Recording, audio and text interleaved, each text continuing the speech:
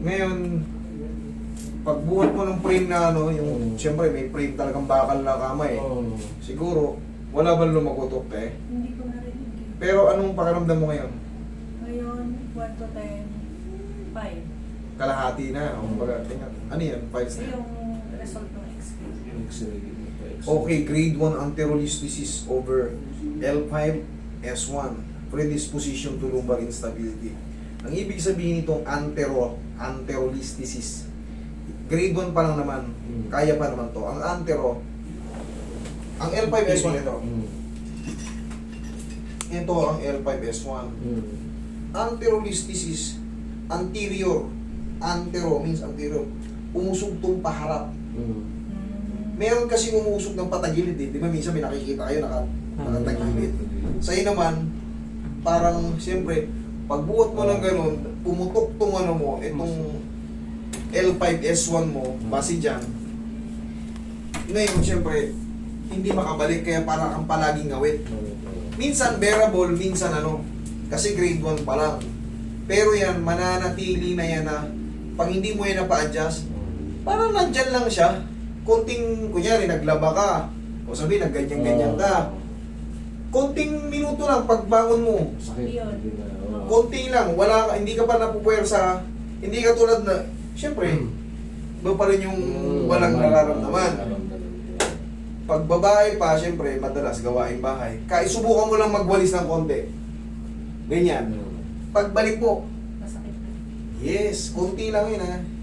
Yan ang sakit ng mga ano. Pagka meron kang anterolisthesis, palagi lang siyang nakaabang, konting pagod, Masakit. masakit na agad.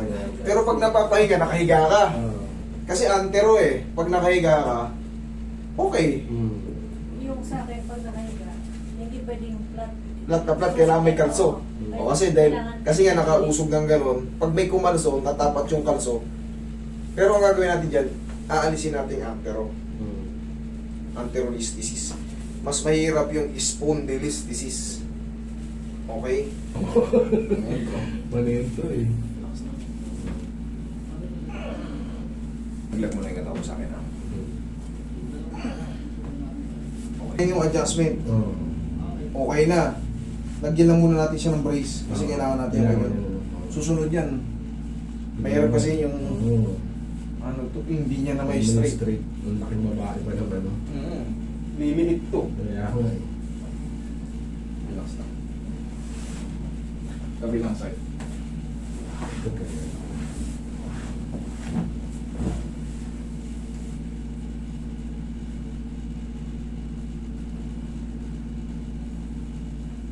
Relax na. Ihaya.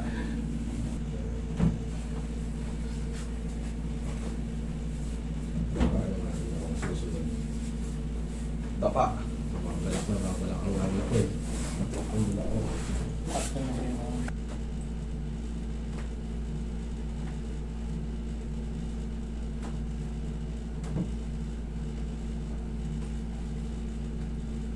Pero mas maganda yan, ma-research nyo rin. What is anterolisthesis? What is listhesis? Yung mga ganyan. Kung ano yung nakalagay sa impression, katulad niya, meron na kayong files. Type nyo sa Google. Pag sa YouTube naman, mas maganda. May ano, may anatomy, may animation. Ma-avoid nyo ngayon yung mga dapat, yung mga makakapagpasama sa kanya.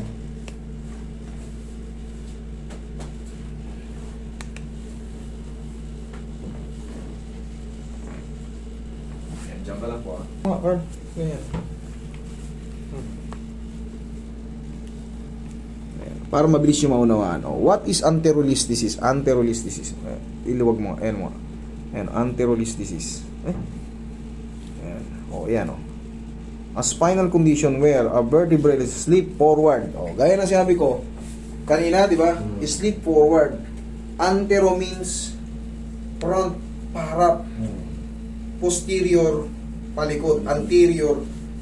Yan yung kinuwento kanina. Nag-i-slip siyang pa-forward.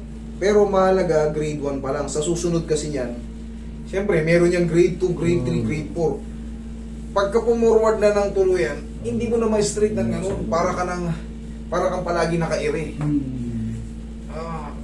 Kaya kailangan yan, for the meantime, hindi rin kasi biro yan. Pagka Kaya yan po. nagbuhat ka na mabigat, nadali ka ulit yan, grade 2 na yun. Inhale. Exhale. Diyan ka lang muna. Kumikirot, wala.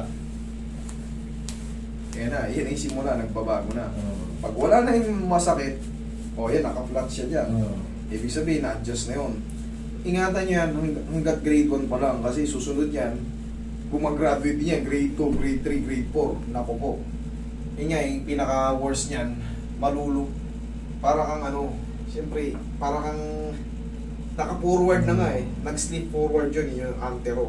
Antero means anterior. So pag ano, kailangan mo yung kadyutin ng pero siyempre, pag nakakalso na yung meron pa yung tinatawag na facet joint, pag yun ang kumalang, kailangan mo nang i-slide yun. Katulad kanina may tumunog. Iyan, flat. Ayos. Kayo po. For the meantime, ingat lang muna sa pagbubuhat na mabigat. Kahit mga 3 to 4 days lang. Hayaan mo muna yung mabibigat sila muna. Dami naman tao sa inyo magbubuhat. Hindi naman schedule, malakas naman si siya muna sa mga ano. For the meantime, ano lang muna, rest lang muna. Kasi hindi nga to ordinary yung mga discompression lang na binalakan ka lang kasi nagano ka, naglaba, hindi ito ganon. Meron ng diagnosis na pero medyo alarming din siya pag napabayaan. Eh, nakikita mo, may mga nodules ka na, oh. Ayun nga. Yung mga bilog-bilog. Huwag yung diinan, pag naararam na, yan. Patatamaan siya, di ba yan? O, dito nyo hinutin sa kabila. Huwag yung durugin kung may nakakapamang bilog-bilog. Tinuturo ko nga sa inyo, huwag yung durugin kasi sasakit lang yan. Lampasan nyo. Sa palibot siya, palibot nyo, hinutin. Tapos tayo ka. Every morning, pag-ising mo sa umaga, sige. Ayos mo siya, ganito. Parang tutuhurin mo yung noo mo. Ikaw? Yan. Yan, kabilang side. Kabilang side. Yan. Oo, yan. Okay, upo ka. Upo ka. Obserbahan mo ngayon. Ano? Sakit? Wala. Tayo? Ano? Ayos? Wala? Kasalanan mo yan. Pumunta ka rito. Okay? Thank you.